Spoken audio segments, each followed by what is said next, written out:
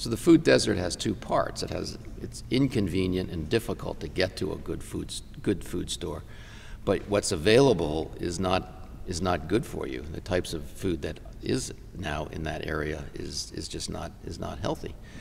In a rural situation, distance is still a factor, but it's even a bigger factor. I mean, I know people in New Mexico that actually hitchhike 30 miles one way to get to a food store because that's the closest food store, and they don't own a car.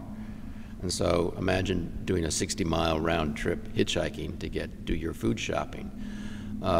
In many places, it's only that wide spot in the road, which is where the kind of larger convenience store is, and that's where people do a lot of their food shopping. You don't have the phenomenon of the fast food joints kind of filling into that emptiness, because the market really isn't there even for that. But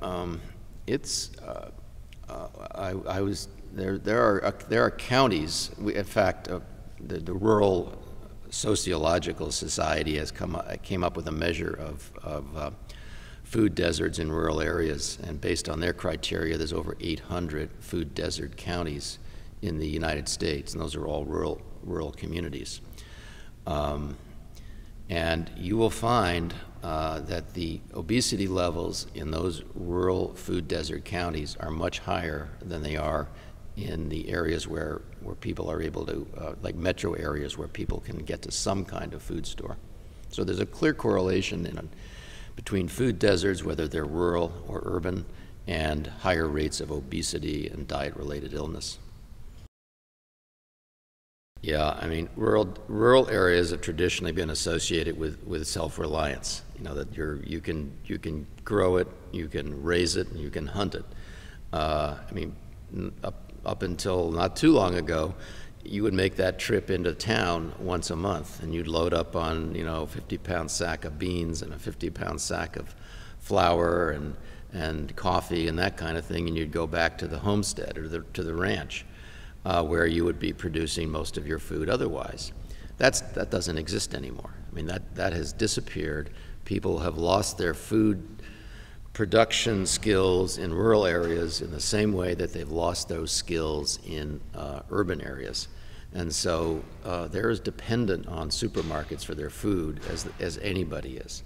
And you know, and I think the problem is exacerbated again by the distance that they have to drive. And right now, where people are paying $4 a gallon for gasoline, there are rural parts of the United States now where people are spending 15% of their income, their annual income, on gasoline costs alone.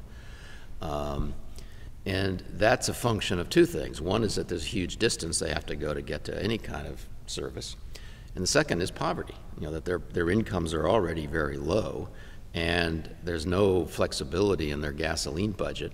So they're ending up spending, you know, a huge amount of money for the most part just to get around.